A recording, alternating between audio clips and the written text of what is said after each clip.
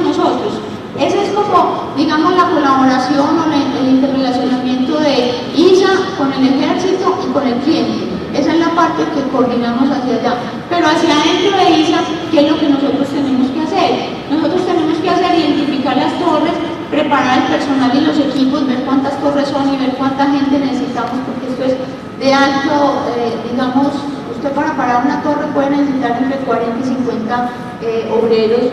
La disposición de la estructura, o sea, si tengo la estructura, no todas las torres son iguales. El desplazamiento del personal, ya los inventarios de realmente qué fue lo que se le dañó a la torre, el despacho y transporte de materiales. Esto también ha sido todo un trabajo de logística, de nosotros identificar qué es lo que nosotros tenemos que tener en los patios y dónde los tenemos que ubicar, en cuáles subestaciones las tenemos que ubicar. Entonces es un trabajo como de aprendizaje continuo. En este momento estamos como reevaluando eso, bueno, cómo debe ser esta logística, cómo nosotros pudiéramos aliarnos con constructores o con fabricantes de infraestructura y decir, bueno, téngame lista una torre o yo le digo tales piezas y usted en cuántas horas me tiene lista la infraestructura. En este momento nosotros sí tenemos un stock de repuestos, pero ese es el tipo de mejoramiento que ya estamos viendo ya con los proveedores. Bueno, otro punto importante pues es la limpieza del sitio, la inspección de los materiales y la organización del sitio. O sea, nosotros tenemos que volver a dejar las cosas como estaban y ya las salidas. Esto es un ejemplo de cómo se hace el plan de recuperación. O sea, este es paso a paso cómo se hace la recuperación de una línea de esta que lo estaba comentando de Arauca. Aquí se llega al detalle hasta que llega el avión de pasajeros al aeropuerto, cómo lo muevo, cómo lo transporto. Entonces hay toda una descripción de ese proceso paso a paso y ese es el seguimiento que le hacemos cada que hay una torre derribada. Ahora, ya digamos acá, es como el cubrimiento preventivo, estos son como los pasos. Pues ¿qué hace la empresa? ¿Cierto? Evalúa los riesgos, define medidas de seguridad, coordina con la policía, define prioridades y solicita cubrimiento. Esto ya es el momento mismo y define interacciones y convenios. Esto va más hacia instalaciones, o sea, ¿qué es lo que yo digo? Bueno, esas son mis torres, o sea, esa es mi situación con levantar torres, pero es que yo también tengo que proteger la infraestructura. ¿Cómo protejo la infraestructura? Entonces ahí es donde viene todo el proceso y ahí es donde yo puedo llegar a definir interacciones y convenios, ¿cierto? Básicamente con la fuerza pública, que es, bueno, cómo me suministra los apoyos, cuál es la logística y cómo va a ser el convenio que vamos a firmar para esas zonas. Ahora ya para el cubrimiento de instalaciones, pues fue más o menos lo que les mencioné ahora, se le informa a la policía, se coordina el registro y se coordina el cubrimiento para recuperación. Ahora pongamos acá lo que dice, ya es el momento mismo de la recuperación, pero yo creo que ya pues hemos como entrado mucho en ese. Vamos a seguir, es en los planes coordinados con otras empresas e instituciones. Entonces, ¿qué vemos? O sea, tenemos cuál es el servicio de transporte, cuáles son digamos, el problema que tenemos y cuáles son las medidas que nosotros hemos definido. Pero fuera de eso, fuera de todas las interacciones que les he mencionado, se dice, no, pero es que esto, o sea, nosotros tenemos que encontrar cosas a más largo plazo, no solamente es el momento de la recuperación o el convenio que firmemos, sino que nosotros tenemos que buscar más unión entre las empresas, no solo transportadoras, sino generadoras y distribuidoras. Entonces el Ministerio de Minas y Energía ha venido impulsando el Comité de Seguridad del Sector Eléctrico. ¿Qué se busca ahí? Se busca definir políticas, impulsar la adopción de medidas de seguridad en las empresas y facilitar las coordinaciones de estas con la fuerza pública. Entonces, compartir experiencias. Nosotros como ISA, digamos, tenemos más experiencia porque somos los que más torres nos han tumbado. Entonces, venga, compartamos esas experiencias con otras empresas y venga, lo que sabemos de administrar riesgos, venga, enseñémoselos a otra empresa. ¿Para qué? Para minimizar el impacto que pueda tener esa empresa. No solo por el daño material que tenga, sino por la interrupción del servicio que se vaya a dar. Entonces, digamos, es un objetivo de este comité. Y fuera de eso, hay como una red de cooperación que se hizo hace aproximadamente año y medio, 2 años, donde el Centro Nacional de Despacho, tumban una torre y el Centro Nacional de Despacho inmediatamente dice, bueno, señora electrificadora X, ¿cierto? Por no entrar en nombre. Entonces se dice, bueno, usted tiene estructura, resulta que la electrificadora no tiene planta o está en una mala situación, pues nunca se ha preocupado por eso y resulta que no tiene nada de infraestructura. Entonces el Centro Nacional de Despacho dice, bueno, ¿quién tiene torres de emergencia? ISA tiene torres de emergencia, présteselas a él. No las va a montar, mándele quien se las monte, ¿cierto? Porque el objetivo es la prestación del servicio. O sea, ese fue digamos, un grupo de apoyo que se generó en un momento en que la situación estuvo muy crítica y tuvimos muchos atentados. Y eso ha seguido funcionando. En estos atentados que les comentaba el 8 de mayo, acá una empresa de suroccidente se quedó sin torres de emergencia porque le tumbaron más de 20 torres. Entonces ahí mismo movilizamos torres y les ayudamos a restablecer el servicio. Ahora hay otra estrategia conjunta de cooperación interinstitucional que también es promovida por el Ministerio y que está buscando un grupo de trabajo no solamente en gestión y cobertura de riesgos, sino en sistemas de información, seguridad, gestión financiera y contable y responsabilidad social. Entonces son todo lo que se va, digamos, armando alrededor del conflicto armado, o sea, cómo reaccionamos nosotros ante ese conflicto. Ahora viene la parte de la estrategia de viabilidad. Entonces ya vemos como, bueno, cuál es nuestro modelo de riesgos, cómo atacamos el problema, cómo identificamos las amenazas, cómo vivimos dentro de este conflicto, pero viene una parte muy importante que es la viabilidad. O sea, no solamente levantar las torres, es ver una empresa como nosotros, cómo puede, digamos, crecer, cómo puede subsistir dentro del conflicto que estamos viviendo y cómo puede ayudar a solucionar el conflicto. Entonces, ¿qué objetivo se trazó esta estrategia? Fue viabilizar la prestación del servicio. O sea, ¿cuáles son las condiciones mínimas en que yo puedo prestar este servicio? Reducir los riesgos sobre la empresa y su personal y suministrar un marco estratégico de gestión.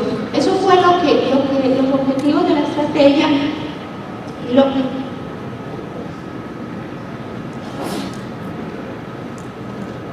Y definió un mapa, definió como 5 dimensiones, ¿cierto? Esta es como la base de todo. Entonces definió la dimensión política, la técnico-administrativa, la social, la comunicacional y la de coordinación interinstitucional. Entonces, parte de lo que estamos viendo ahora es toda la dimensión técnico-administrativa. O sea, aquí está todo el modelo de gestión, de riesgos, está acá. Y acá en la parte de afuera de la gráfica está a nivel externo con quién es la colaboración. O sea, ese mapa con quién es. Entonces aquí es obvio la fuerza pública, las instituciones, otras empresas y los clientes. Pero en la parte interna de ISA, ¿con quién es? Entonces yo necesito al área de suministro, necesito el área del almacén, necesito el área, digamos, el área financiera que todo el día me dice que no gaste más, ¿cierto? Que me controle y me dice por qué se está gastando tanto en las torres. Entonces todas esas áreas diciendo, bueno, ¿cómo prestamos este servicio? Ahora viene la parte de la dimensión política. Es realmente yo cómo ayudo a la institucionalidad del Estado, yo cómo ayudo a que sigamos pues en un Estado de Derecho, ¿cierto? Cómo apoyo esas iniciativas y cómo participo en ello y cómo tengo iniciativas en ese sentido. Y ahí es donde entra, digamos, dentro de ISA, aquí está pues las instituciones del Estado, otras empresas, y dentro de ISA tenemos un área que para mí, que yo trabajo en la parte pues técnica, operación y mantenimiento, pues a veces nos da trabajo entendernos, que es el área de estrategia de desarrollo. Entonces son dos lenguajes completamente distintos que nos hemos tenido que integrar porque estamos en el mismo problema. Otra parte, digamos, importante es esta coordinación interinstitucional que ha muy ligado a lo que ya habíamos mencionado. Y aquí vienen dos dimensiones muy importantes que no estaban dentro de todo lo que habíamos hablado y que para mí son las que, digamos, sobre todo la dimensión social, es la que nos da esa viabilidad en el largo plazo. Todo lo otro me ayuda a la situación de corto plazo, pero esto es lo que me ayuda a la dimensión social. O sea, ¿qué es lo que tengo que hacer yo? Primero, ¿qué tiene ISA? Tiene una política social, dentro de la cual ha definido que tenemos una responsabilidad social, que es, digamos, mantener el servicio de transporte de energía y ayudar a la construcción de la paz.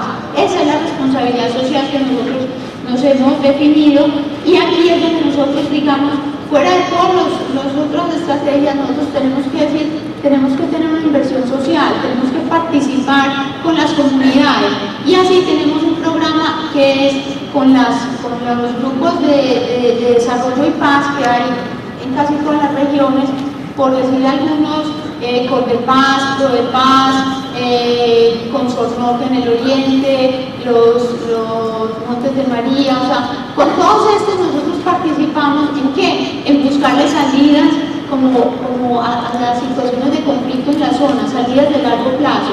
Y asimismo también tenemos otra estrategia donde decimos, bueno, pero yo fuera de que construyo a largo plazo, yo tengo que construir con mi vecino, ¿cierto? O sea, yo tengo que convivir donde están mis subestaciones. Entonces hay otro programa que es un programa de convivencia.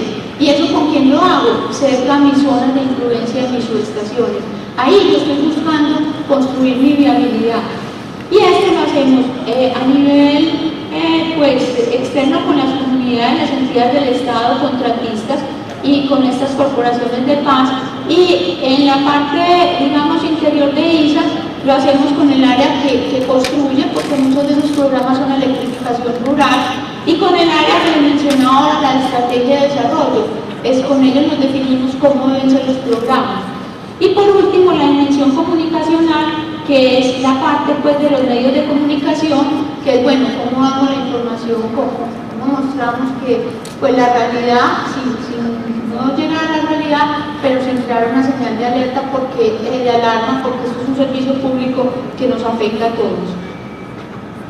Ya por último, pues los resultados de la estrategia, ¿qué tenemos? Pues disminución en los tiempos de recuperación, era lo que yo les mencionaba. Venimos de circuitos en esta zona del oriente antioqueño que llevábamos 2 y 3 años sin poder recuperar esos 2 circuitos, y en este momento ya estamos, el lunes energizamos uno y esperamos que en 2 meses energicemos el otro. Y fuera de eso, esos son como los 2 casos más críticos que tenemos. Fuera de eso, nosotros nos estamos poniendo una meta que no nos demoramos más de 15 días en recuperar una torre, contando el tiempo que se demora el ejército en entrar a la zona. Entonces, unos tiempos muy cortos y tiempos como los que les mencionaba de 24 horas en la zona de Arauca. Otro punto importante es el incremento en la tasa de recuperación de la infraestructura. Con todo esto nosotros hemos desarrollado ya una estrategia que nos está permitiendo recuperar mucho más rápido, una alta disponibilidad de recursos para dar respuesta a todos los requerimientos. Digamos, nosotros que tuvimos que cambiar, se tuvo que cambiar hasta el estatuto pues, de contratación de ISA y abrir una cosa, digamos, especial para las emergencias, porque pues, no nos daba tiempo. Yo me imagino que como en todas las empresas, que me revise el contrato, que si este es el contrato, que cómo es, ¿cierto? Y mientras tanto pues la torre en el suelo. Entonces se hizo unas condiciones especiales para emergencias donde yo puedo contratar rápidamente y contar con el recurso del helicóptero, con el recurso del personal y de la herramienta si necesito, o de la estructura que yo necesite. Entonces en este también ha sido un mejoramiento alto. La otra es que ya tenemos convenios y cooperación interinstitucional con todos estos, pues digamos, grupos que les mencioné antes. El bajo impacto de los atentados, si vemos desde el 99 con un promedio de más de 200 torres por año, llevamos que no supera el 1% de la demanda al año. O sea, ya la gran mayoría de ustedes pues ni siquiera saben que tenemos otra torre en el suelo, otro circuito en el suelo. Entonces ese es el principal logro, porque es mantener el servicio, que es hasta la baja demanda, y la reducción del impacto de los atentados y las restricciones del sistema. ¿Qué es esto? O sea, en el usuario final, ¿qué es lo que nosotros muchas veces hacemos? Llegamos hasta hacer reconfiguración de circuitos, lo cruzamos con y lo conectamos provisionalmente para poder disminuir las restricciones. Entonces en eso también se ha ganado mucha cooperación entre las mismas empresas transportadoras. Bueno, y por último las conclusiones. Pues el adecuado conocimiento de la problemática regional y local pues nos ha permitido identificar y caracterizar las amenazas que enfrentan las empresas y las instituciones del Estado. Esto, digamos, es una cosa de siempre aprender, de siempre entender qué es lo que está pasando en el ambiente que nosotros nos estamos moviendo.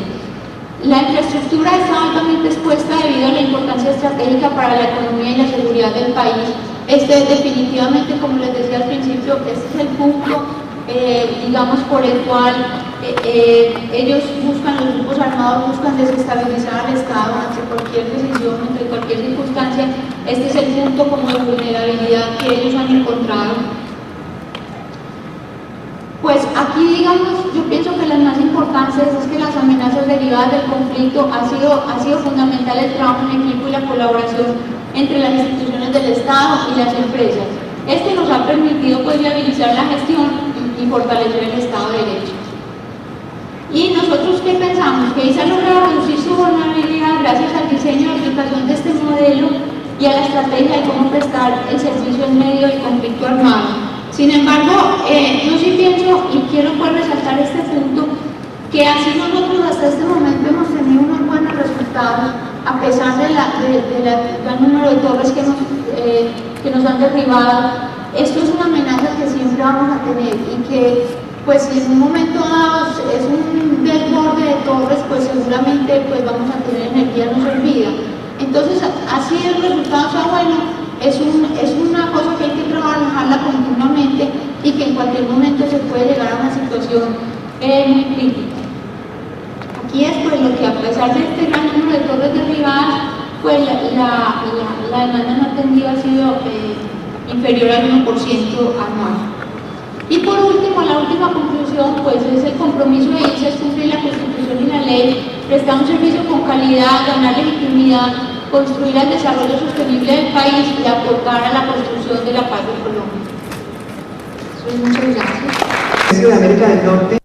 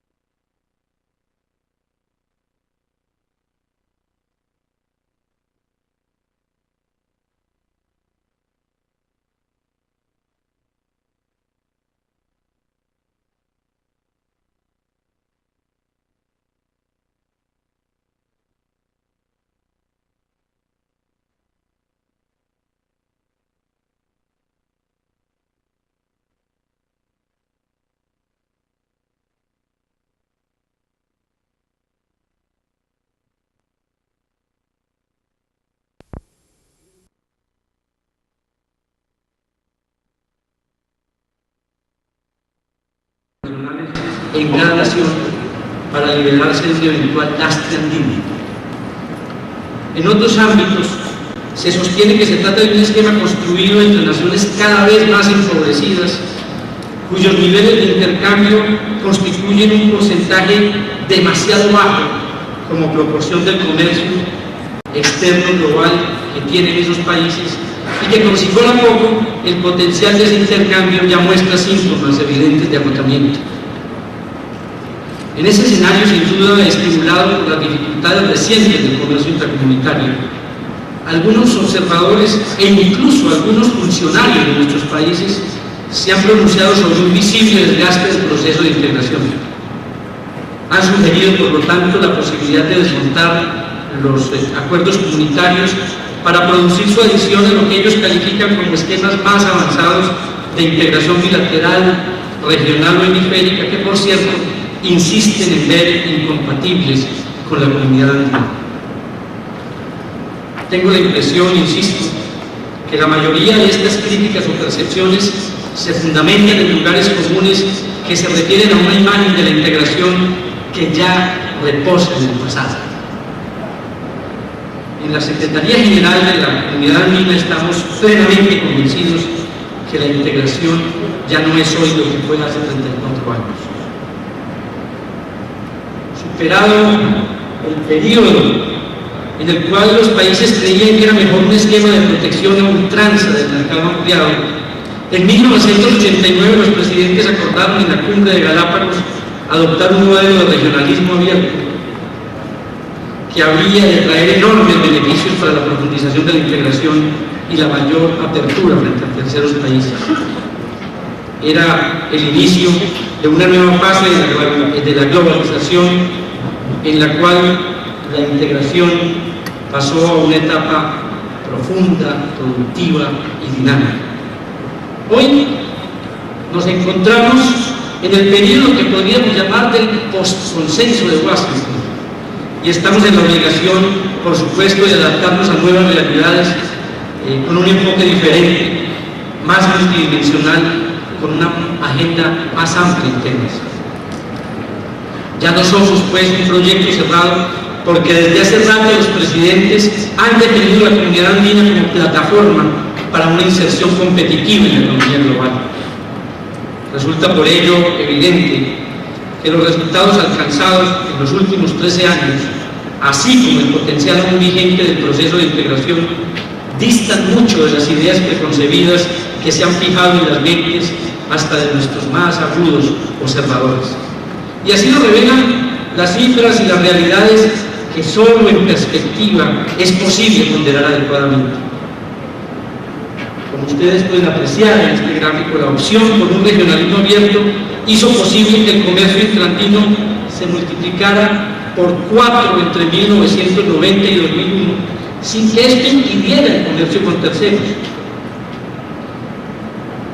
que se multiplicó en ese mismo periodo por 2, ciertamente sobre la base de cifras históricas considerablemente superiores, y tal vez por eso es que el salto que ustedes aprecian acá en la parte inferior no es tan alto. De hecho, en el año 2002, el comercio con el resto del mundo era 10 veces mayor que el comercio intracomunitario. Y en gran medida, esa tendencia se ha marcado como consecuencia de un hecho en perspectiva que también resulta concluyente. Hoy, el arancel promedio de la comunidad andina no supera el 11% en promedio, con lo cual los calificativos de un esquema proteccionista parecerían no ajustarse a la realidad. El comercio que hacemos entre nosotros ciertamente no es de la proporción de esquemas de integración tan avanzados como el europeo. Es más bien similar al del Mercosur. En el pasado reciente, los países andinos han llegado a intercambiar entre sí una cifra cercana a los 6.000 millones de dólares, y lo que quiero resaltar es que un 90% de ese intercambio son manufacturas, es decir, valor agregado y empleo. Ustedes coincidirán conmigo en que la generación de un total de 600.000 empleos en la actualidad asociados al intercambio comunitario, sin hablar del multiplicador de la inversión, no son para nada despreciables. Solamente quiero dar dos cifras que quiero que conserven en la mente de ustedes. Para mi país, que es el caso que más conozco, Colombia le vende a Estados Unidos 1.647 millones de dólares en manufacturas. ¿Cuánto les vende a sus socios andinos en manufacturas? 2.224 millones de dólares. Es decir, 35% más de lo que le vendemos en manufacturas a los Estados Unidos. Eso es lo que explica en buena medida que Colombia participe en la mitad del empleo generado por el intercambio.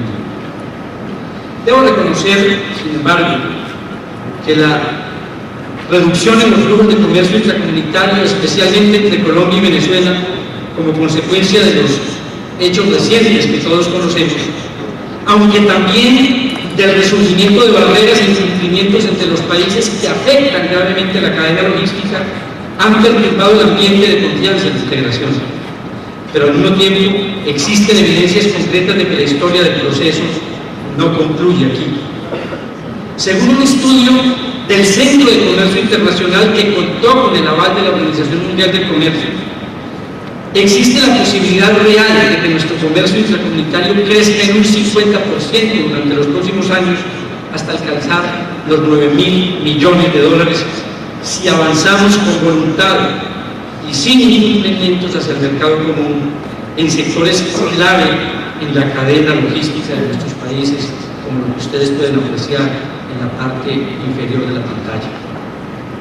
De acuerdo con nuestros cálculos, este incremento permitiría a los países miembros generar unos 300.000 nuevos empleos directos en la región, y el impacto podría ser aún mayor si se considera el amplio potencial de las alianzas productivas entre las naciones de la subregión en la perspectiva de los acuerdos hemisféricos.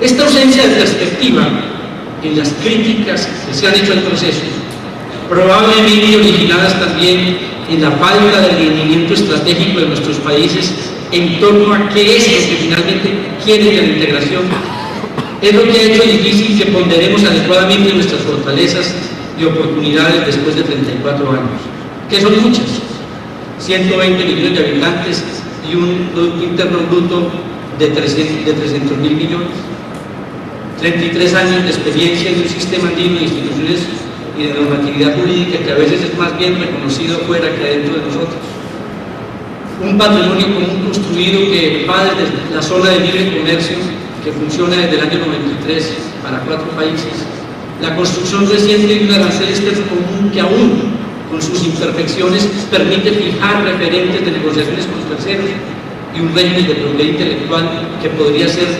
importantísimo en ayudar a nuestros países en las próximas negociaciones bilaterales o multilaterales.